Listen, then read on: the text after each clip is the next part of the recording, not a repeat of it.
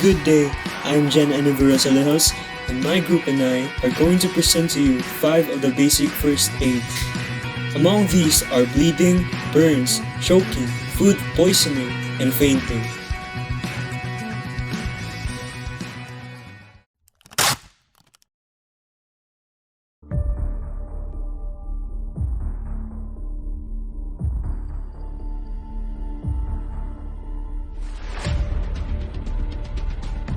Cover the wound with a sterile dressing or clean cotton. Press the wound direct pressure firmly until the bleeding stops, and elevate the area if possible.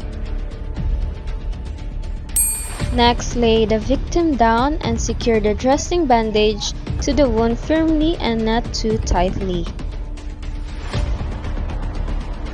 You can also keep changing the dressing until you reach to the hospital. And let someone call the ambulance.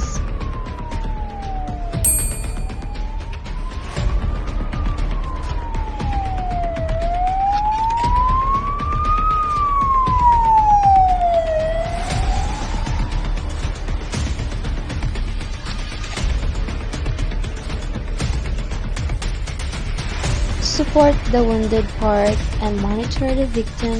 If the bleeding is severe, watch closely for any sign of shock. How to apply emergency first aid on burns. Burn injury happens when the person is in contact with any source of heat, which can cause a serious burn injury. Such injuries can be identified from 1st to 3rd degrees, thermal burns, electrical burns, chemical burns, and sunburns. In this section, we will be focusing on how to treat first-degree burns. When the person burns themselves, they should immediately immerse the burn area in a cold water or apply wet compress. Do this until the pain subsides. You should not, in any circumstances, apply ice or cold water directly on the injury. This could potentially damage the tissue and reduces the flow of blood on the affected area, which can cause further damages.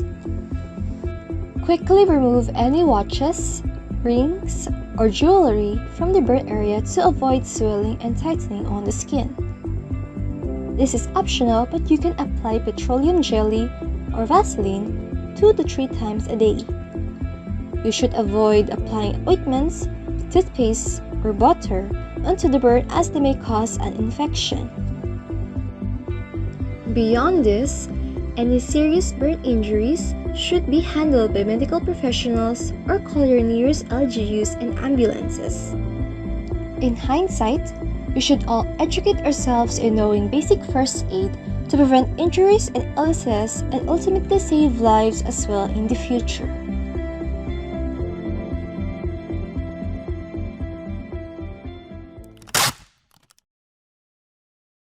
First aid when an adult or child is choking. What is choking? Choking occurs when a foreign object lodges in the throat or windpipe, blocking the flow of air. And here's what to do. Are you choking? Cough it out. If the person is unable to speak and cough it out, they need your help right away. Slap it out, support them leaning forward, give 5 back blows between the shoulder blades. Then after, you have to check the mouth. If back blows doesn't work, try giving an abdominal thrust. Stand behind the patient and put your arms around them, pull sharply inwards and upwards up to 5 times.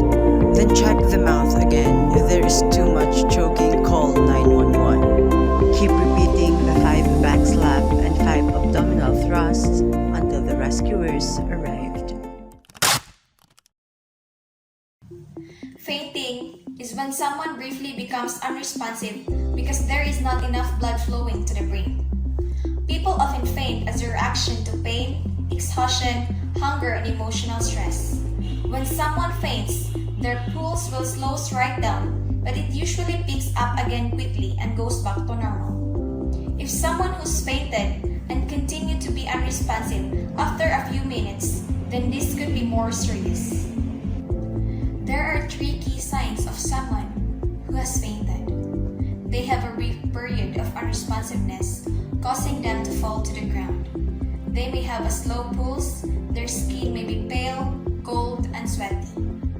If someone feeling faint, advise them to lie down, kneel down next to them, and raise their legs, supporting their ankles on your shoulder or a chair if available to help blood flow back to brain. Watch their face for signs that they are recovering. Make sure that they have plenty of fresh air. Ask bystanders to move away, and if you're inside, ask someone to open a window. They should recover within a couple of minutes.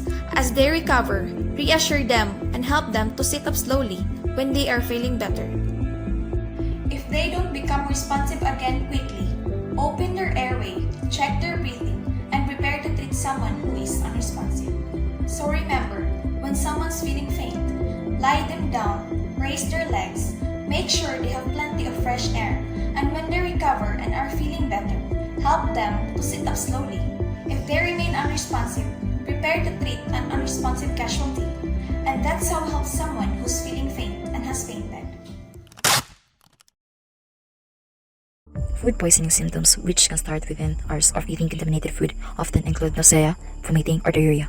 Most often, food poisoning is mild or resolved without treatment, but some people need to go to the hospital. Steps to prevent food poisoning. First, clean. Wash your hand on work surface before, during, and after preparing food. Second, separate raw meat, poultry, seafood, and eggs from ready-to-eat food. Third, cook food the right internal temperature to kill harmful bacteria. When symptoms occur, here are some basic steps and advices. Stay hydrated. Liquid intake is crucial for helping your body fight a food poisoning effect. Vomiting and diarrhea can cause dehydration, so sucking on ice chips or taking small sips of water is a good starting point. And when abdominal pain occurs, give them hot compress. Let the patient rest. When to serve your food poison observe, call for the health emergency service or take them to the hospital. If you experience diarrhea and vomiting within 24 hours, you can make rehydration solution by combining 1 liter of water, 8 teaspoons, 1 teaspoon of salt,